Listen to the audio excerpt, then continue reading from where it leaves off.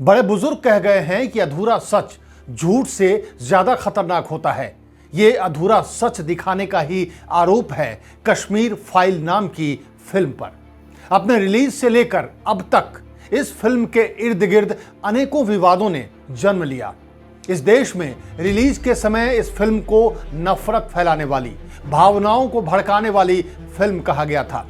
एक तरफ वो लोग थे जो बोल रहे थे जख्मों को कुरेदा जाएगा तो नासूर बन जाएगा, और दूसरी तरफ वो लोग थे जो कह रहे थे कि सच जिसे छुपाया गया उसे सामने आना ही चाहिए। 90 के दशक में कश्मीर में शुरू हुए आतंक के दौर और कश्मीरी पंडितों के पलायन पर बनी इस फिल्म पर आरोप ये था कि इसने सिर्फ पंडितों का दर्द दिखाया, जबकि आतंक के शुरुआती दिनों में कश्मीर के अमन पसंद मुसलमानों ने भी जान माल का खूब नुकसान उठाया था। आप सोच रहे होंगे कि इस साल 11 मार्च को रिलीज हुई इस फिल्म पर हम दिसंबर में क्यों बात कर रहे हैं। असल में मार्च में रिलीज होने के बाद अब इस फिल्म को पिछले महीने नवंबर में गोवा में आयोजित international film festival of India 2022 में दिखाया गया है। इस सरकारी फेस्टिवल के क्लोजिंग सेरेमनी के दौरान जूरी हेड नादब लैपिड ने तब सबको चौंका दिया जब उन्होंने द कश्मीर फाइल्स को प्रोपेगेंडा और वल्गर मूवी कह दिया। जिस समय नादब ने ये बातें कहीं उस समय हॉल में 3 केंद्रीय मंत्री मौजूद थे, जिसमें सूचना एवं प्रसारण मंत्री अनुराग ठाकुर भी मौजूद थे।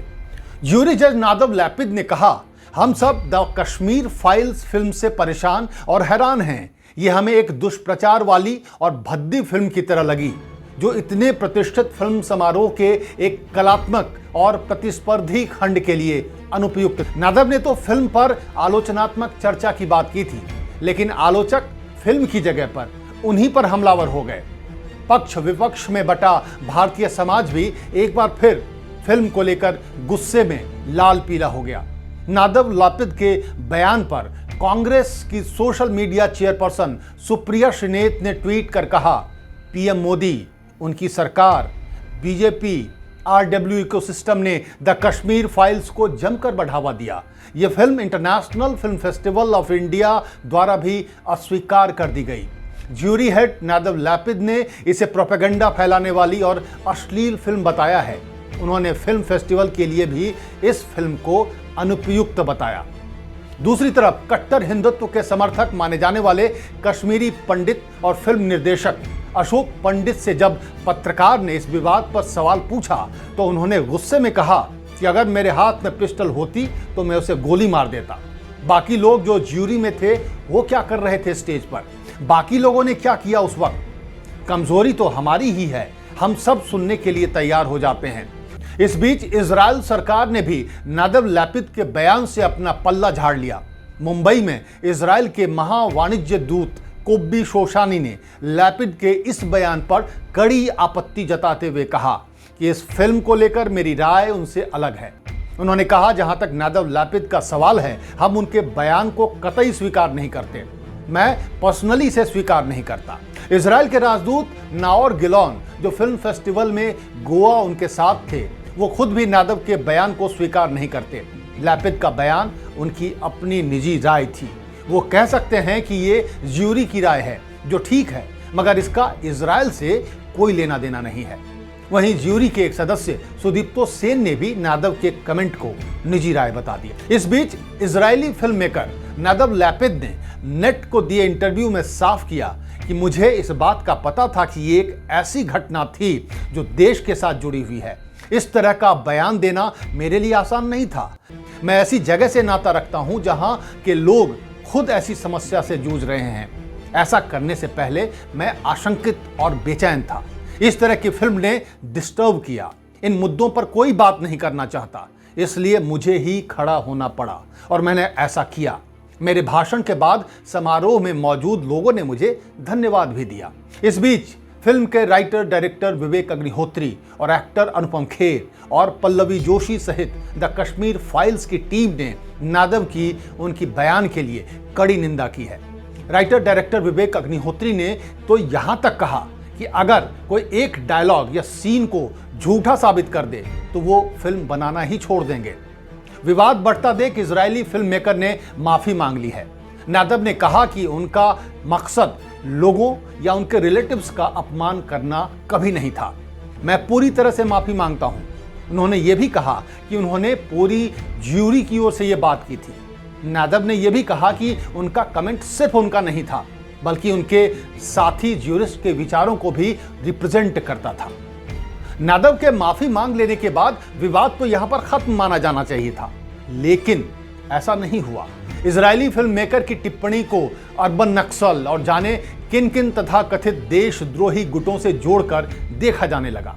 हालांकि दिलचस्प यह था कि इस इजरायली फिल्म मेकर को भारत सरकार ने ही आमंत्रित किया था, लेकिन जब इसके बोल सरकार के प्रोपेगेंडा के खिलाफ हो गए तो इसे विपक्ष और खासकर लिबरल लोगों की साजिश करार दिया जाने लगा।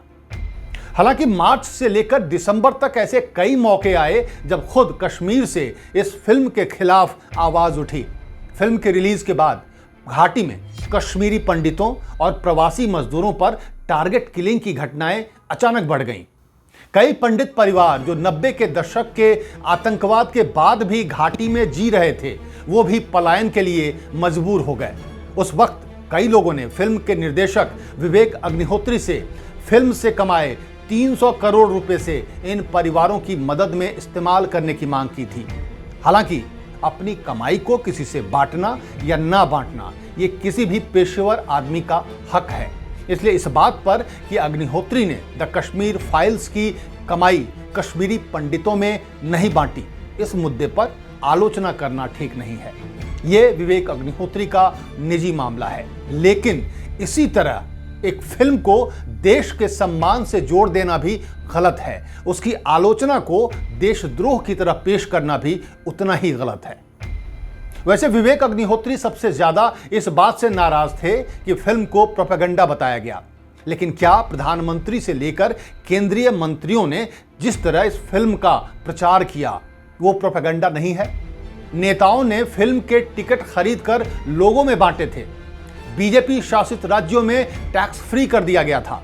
प्रधानमंत्री ने तो ये तक कहा था कि इस फिल्म को सेना और कश्मीर में तैनात सशस्त्र बलों को जरूर देखना चाहिए, जिसके जवाब में जम्मू कश्मीर के पूर्व मुख्यमंत्री फारूक अब्दुल्ला ने कहा था कि प्रधानमंत्री चाहते हैं कि कश्मीर में मौजूद सशस्त्र बल और सेना कश्मीरियों को हत्यारों की तरह देखे। वो उनके दिलों में नफरत भरना चाहते हैं। खैर, किसने क्या कहा और क्यों कहा ये किसी से छुपा नहीं है। देश में जैसे हालात हैं उसमें बच्चे बच्चे को पता है कि हरा और गेरुए रंग का क्या मतलब है। बात यहां फिल्म की हो रही है तो इस सुपर ब्लॉकबस्टर फिल्म के निर्देशक की भी चर्चा हम कर लेते हैं। तो विवेक अग्निहोत्री ने हिंदी फिल्म उद्योग में बतौर निर्देशक 2005 में चॉकलेट नाम की फिल्म से शुरुआत की। इसके अलावा उन्होंने धन धनाधन गोल, हेट स्टोरी, जिद, Buddha in traffic jam, Junooniyat जैसी फिल्मों का निर्देशन किया। ये फिल्में कैसी थीं, किन विषयों पर बनी थीं और इन्होंने कितनी कमाई की, ये बताने की यहाँ पर जरूरत नहीं है। लेकिन फिर विवेक ने बनाई द ताशकंद फाइल्स। यह फिल्म 12 अप्रैल 2019 में रिलीज हुई। यह फिल्म 1966 में तब के प्रधानमंत्री लाल बहादुर शास्त्री की मृत्यु के रहस्य पर बनी थी। इस फिल्म को दर्शकों ने बिल्कुल नकार दिया, लेकिन मौजूदा सरकार ने उस फिल्म को हाथों हाथ लिया, क्योंकि इस फिल्म में पूर्व प्रधानमंत्री लाल बहादुर शास्त्री की मौत के लिए कांग्रेस और इंदिरा गांधी को जिम्मेवार दिखाया गया है। बस हो गई सत्ताधारी पार्टी की नजरे इनायत विवेक अग्निहोत्री पर। इसके बाद फिल्म को राष्ट्रीय पुरस्कार भी मिला। साथ ही विवेक अग्निहोत्री को इस फिल्म के लिए बेस्ट स्क्रीन प्ले और डायलॉग और विवेक अग्निहोत्री की पत्नी पल्लवी जोशी को सर्वश्रेष्ठ सहायक अभिनेता के लिए पुरस्कार मिला। शायद यहीं से विवेक अग्निहोत्री को समझ आ गया था कि नफरत बिकती है, और अगर नफरत ऐसी हो जिसे मौजूदा सत्ता का समर्थन हो तो वो मुनाफे का सौदा भी हो सकती है। इसके बाद तो हेट स्टोरी बनाने के शौकीन विवेक अग्निहोत्री ने फिर पीछे मुड़कर नहीं देखा और 2022 में कश्मीर फाइल्स से अपने हिट फॉर्मूले को दोहराकर पुरस्कार और पैसा दोनों बनाया। विवेक के फॉर्मूले को अब उनके जैसे कुछ और निर्देशक भी अपना रहे हैं। सरकार से सुरक्षा प्राप्त अदाकारा कंगना रनौत इंदिरा गांधी पर फिल्म बना रही हैं। जाहिर तौर पर वर्तमान सरकार को कांग्रेस को घेरने का मौका चाहिए और संभव है कि यह मौका कंगना की फिल्म इंदिरा गांधी दे सकती है और हो सकता है कि इसकी रिलीज डेट भी 2024 चुनाव के आसपास ही हो। यानी अब इतिहास पर अपनी विचारधारा का तड़का लगाकर पेश करना फायदेमंद है। यह बात कई लोगों को समझ आ गई है और आने वाले वक्त में ऐसी कई फिल्में आपके सामने होंगी जिनका मकसद इतिहास के एक टुकड़े को अपने हिसाब से पेश कर पैसा और शोहरत कमाना होगा। वैसे भी कहा गया है कि साहित्य समाज का दर्पण होता है। जब समाज में नफरत और बंटवारा साफ साफ नजर आ रहा है तो कला जगत और साहित्य इससे कैसे बचा रह सकता है। तो कैसी लगी आपको हमारी यह खबर और हमारा ये विश्लेषण? अगर आपको पसंद आया हो तो चैनल सब्सक्राइब करना ना भूलें।